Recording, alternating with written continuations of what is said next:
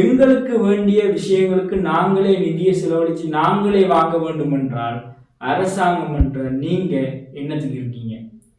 வடமாகாண சபை என்னத்துக்கு இருக்கிறீங்க? நேற்றைய தினம் மன்னார் நகர சபையினுடைய 10வது அமர்வு இடம்பெற்றிருக்கு. அந்த அமர்வில் எடுக்கப்பட்ட ஒரு தீர்மானம், மிக முக்கியமான ஒரு தீர்மானம் இன்றைய தினம் வெளியே வந்திருக்கு.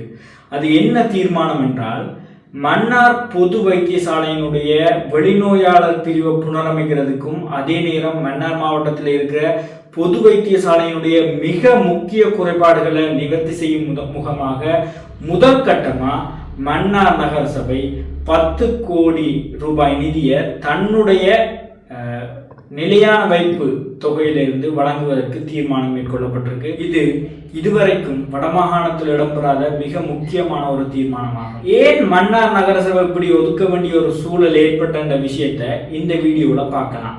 ஆனாலும் அதற்கு முன்னதாக இன்றைய தினம் இடம்பெற்ற ஊடக சந்திப்பு தொடர்பான காணொலியை நீங்க பாருங்க. மன்னார் மக்களின் வேண்டுகோளுக்கு இணங்க நாங்கள் மன்னார் வைத்தியசாலைக்கு மன்னார் நகரசபையின் நிரந்தர சேமிப்பு கணக்கிலே இருந்து 100 மில்லியன், அதாவது 10 கோடி ரூபாய் நாங்கள் மன்னார் வைத்தியசாலைக்கு வழங்க என தீர்மானித்திருக்கிறோம். அந்த 100 மில்லியன் நிதியினூடாக மன்னார் வைத்தியசாலையிலே ஒரு நவீனகரமான ஒரு வெளிநோயாளர் பிரிவுக்கான கட்டிடத்தை அமைத்து, உண்மையிலேயே ஒரு தனியார் வைத்தியசாலைக்கு எவ்வாறு அந்த வெளிநோயாளர் பிரிவு இருக்குமோ அதே போன்ற ஒரு கட்டிடத்தை அமைப்பதுதான் நமது நோக்கம். அதிலே ஒரு சிறிய எமர்ஜென்சி ஆபரேஷன் தியேட்டர் ஒன்று, அதே போன்று இரத்த வங்கி, வெளிநோயாளர்கள் தங்களது மருந்துகளை பெற்றுச் செல்வதற்கான 2 கவுண்டர்கள் போன்றவற்றை அமைப்பதற்காக இந்த நிதியை நாங்கள் மன்னார் வைத்தியசாலைக்கு வழங்க இருக்கின்றோம். கடந்த வாரம் ஒரு காணொலியை வெளியிட்டிருந்தோம். மன்னார் மாவட்டத்துல பொது வைத்தியசாலையில இருக்கிற குறைபாடுகள்ல மிக முக்கியமான குறைபாடு இந்த சிடி ஸ்கேன் என்ற விஷயத்தை பற்றி காய்ச்சிருந்தோம். ஆனாலும் இதை விட முக்கியமான ஒரு பிரச்சனை மன்னார் பொது வைத்தியசாலையில் இருக்கிற அவசர சிகிச்சை பிரிவு மற்றும் அதிதீவிர சிகிச்சை பிரிவு, அதாவது ETU யூனிட் மற்றது ICU யூனிட். இந்த 2 யூனிட்டுமே ஒரு பொது வைத்தியசாலையுடைய மிக முக்கியமான பகுதிகளாக, மிக முக்கியமான யூனிட்களாக இருக்கிறது. ஆனால் தற்போது வரை மன்னார் பொது வைத்தியசாலையில இந்த 2 யூனிட்டுகளும் பல்வேறு குறைபாடுகளோடு இயங்கிக் கொண்டிருக்கு. குறிப்பாக மன்னார் மாவட்டத்தில் அவசர சிகிச்சை பிரிவில் ஒரே நேரத்தில் 4 நோயாளர்கள் மாத்திரமே சிகிச்சை பெறக்கூடிய வசதிகள் மாத்திரமே இருக்கு. அதே நேரம் ICU என சொல்லப்படுகின்ற அதிதீவிர சிகிச்சை பிரிவில் ஒரே நேரத்தில் 3 நபர்கள் மாத்திரமே சிகிச்சை பெறக்கூடிய வசதி மாத்திரமே இருக்கு. ஒரு மாவட்டத்தினுடைய பொது வைத்தியசாலையில இவ்வளவு குறைவான வளங்கள் இருப்பது மன்னார் மாவட்ட பொது வைத்தியசாலையிலே என்றால் அது நிச்சயமா உண்மை. ஏன் இப்படி ஒரு நிலைமை மன்னார் பொது வைத்தியசாலைக்கு? யாழ்ப்பாணத்துல சாவகச்சேரி வைத்தியசாலையில இருக்கிற வசதிகளை விட குறைவாகவே மன்னார் மாவட்டத்தினுடைய பொது வைத்தியசாலையில காணப்படுது. மன்னார் மாவட்டத்துல வெள்ளாங்குளம், தலைமன்னார், நானாட்டான் போல பல்வேறு உப வைத்தியசாலைகளை கொண்ட ஒரு மன்னார் பொது வைத்தியசாலையில ஒரே நேரத்தில் 3க்கு மேற்பட்ட நபர்களுக்கு அதிதீவிர சிகிச்சை வழங்க முடியாத நிலையில்தான் காணப்படுது. அதே நேரம் ஒரு விபத்தோ அல்லது அதிகளவான நோயாளர்களோ சிகிச்சை பெற வேண்டிய தேவை ஏற்பட்டால் மன்னார் பொது வைத்தியசாலையில அந்த சிகிச்சையை வழங்க முடியாத நிலை காணப்படுது. உடனடியாக யாழ்ப்பாணத்துக்கு ஏற்ற வேண்டிய நிலை காணப்படுகிறது. யாழ்ப்பாணத்துக்கு போற வழியில என்னவும் நடக்கலாம். இவ்வாறான சூழ்நிலையிலேயே மன்னார் மாவட்ட பொது வைத்தியசாலை இயங்குது. அந்த அடிப்படையில மன்னார் நகரசபை நேற்றைய தினம் எடுத்த இந்த தீர்மானம் மிக முக்கியமான தீர்மானம். ஆனாலும் இந்த தீர்மானத்துக்குரிய அனுமதியை ஆளுநர் அவர்களே வழங்க வேண்டும். அதன் பின்னரே இந்த தீர்மானம் எந்த அளவுக்கு சாத்தியமுடையது என கணிக்கப்படும். அண்மையில் இடம்பெற்ற ஒரு சம்பவம், ஒரு தாய் ஒருவர் புற்றுநோயினுடைய ஆரம்ப கட்டத்தில் இருக்கிறார். அவருக்கு ஒரு சிகிச்சை ஒன்று, அதாவது ஒரு சத்திர சிகிச்சை ஒன்று மேற்கொள்ளப்பட வேண்டி இருந்தது. அது தொடர்பாக மன்னார் வைத்தியசாலைக்கு சென்ற நிலையில இதுவரை அந்த சிகிச்சைக்கான திகதி வழங்கப்படவில்லை. காரணம் என்னன்னா, மன்னார் பொது வைத்தியசாலையில இருக்கிற ICU யூனிட்ல ஒரே நேரத்தில் 3 நபர்களுக்கு மாத்திரமே சிகிச்சை வழங்க முடியும் என்பதால அந்த தாய்க்கு அந்த சத்திர சிகிச்சை மேற்கொள்ள முடியாத நிலை காணப்படுகிறது.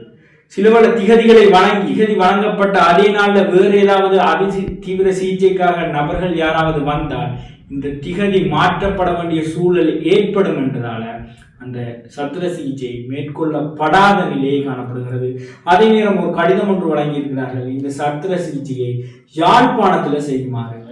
தயாரின் சத்திர சிகிச்சை சம்பந்தமாக மாவட்ட வைத்தியசாலையை நாடிய போது அவர்கள் எங்களுக்கு குறித்த காலத்துக்குள் அதை அவசரமாக செய்ய வேண்டிய ஒரு சத்திர சிகிச்சை என்பதால் அதனை உடனடியாக செய்ய முடியாது, அதனை யாழ்ப்பாணத்தில் செய்யுமாறு சொல்லி எங்களுக்கு அந்த ஒரு கடிதம் ஒன்று தந்திருக்கிறார், யாழ்ப்பாணத்தில் கொண்டு செய்ய சொல்லி.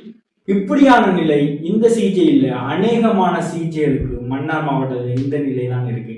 இதுக்கு காரணம் மன்னார் மாவட்ட பொது வைத்தியசாலையில ஒழுங்கான ETU ICU யூனிட்டுகள் இல்லை. இந்திய அரசாங்கத்தால கடந்த பல வருடங்களுக்கு முன்பு 600 மில்லியன் ரூபாய் ஒதுக்கப்பட்டதாக தெரிவிக்கப்பட்டிருந்தது. அதாவது மன்னார் பொது வைத்தியசாலையை புனர் நிர்மாணம் செய்வதற்காக, அதில் இந்த அவசர சிகிச்சை பிரிவை புனர் நிர்மாணம் செய்வதற்காக. ஆனால் இதுவரைக்கும் எத்தனையோ ஆளுநர்கள் மாறிவிட்டார்கள், அரசாங்கங்கள் மாறிவிட்டது. ஆனால் இதுவரைக்கும் அந்த யூனிட், அந்த நிதி என்ன ஆனது என்பது தொடர்பில் தெளிவான ஒரு புரிதல் இல்லை. இந்த நிலை நீடிச்சா மன்னார் மக்கள் மன்னார் மாவட்டத்தில் தங்களுக்கு தேவையான மருத்துவ தேவையை பூர்த்தி செய்ய முடியாத நிலையே காணப்படும். மன்னார் பொது வைத்தியசாலையின் விபத்து அவசர சிகிச்சை பிரிவிற்கான கட்டட நிர்மாண பணிகளுக்கும் மருத்துவ உபகரணங்களை பெற்றுக்கொள்வதற்குமாக 600 மில்லியன் ரூபாய் நன்கொடை பயன்படுத்தப்பட உள்ளதாக தெரிவிக்கப்பட்டுள்ளது. வடமாகாண ஆளுநர் PSM சார்ல்ஸின் வழிகாட்டலுக்கு அமைய மாகாண சபையினால் திட்ட முன்மொழிவு தயாரிக்கப்பட்டு சுகாதார அமைச்சின் ஊடாக கொழும்பில் உள்ள இந்திய உயர்ஸ்தானிகர் ஆலயத்திடம் கோரிக்கை முன்வைக்கப்பட்டதாக குறிப்பிடப்பட்டுள்ளது. இந்த கோரிக்கையினை ஏற்றுக்கொண்ட இந்திய அரசாங்கம் 600 மில்லியன் ரூபாய் நன்கொடையை வழங்குவதற்கு இணங்கியுள்ளதாக வடமாகாண ஆளுநர் அலுவலகம் வெளியிட்டுள்ள அறிக்கையில் குறிப்பிடப்பட்டுள்ளது. மன்னார் மாவட்ட பொது வைத்தியசாலையினுடைய தேவைகளுக்கு எங்களுடைய நிதியிலிருந்தே நிதியை கொடுத்து அந்த பொருட்களை வாங்க வேண்டும் என்று சொன்னால் அரசாங்கம் என்று நீங்க என்னத்துக்கு இருக்கிறீங்க? அமைச்சர்கள், சுகாதார அமைச்சு என்று என்னத்துக்கு இருக்கு? வடமாகாண சபை என்று என்னத்துக்கு இருக்கு?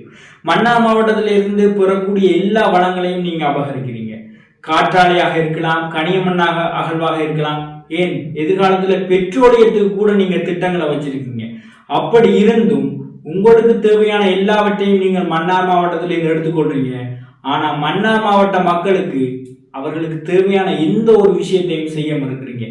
ஏன் மன்னார் மாவட்ட மக்களை மட்டும் ஏன் நீங்க வேறொரு நாட்டு பிரஜைகளையோ அல்லது மாற்று மக்களா ஏன் பாக்குறீங்க? இப்ப இருக்கிற பாராளுமன்ற உறுப்பினர்கள், சிவில் சமூக பிரதிநிதிகள் அதிகாரத்தில் இருக்கிறார்கள், இதுக்கான தீர்வை பெற்றுக் கொடுக்கணும்.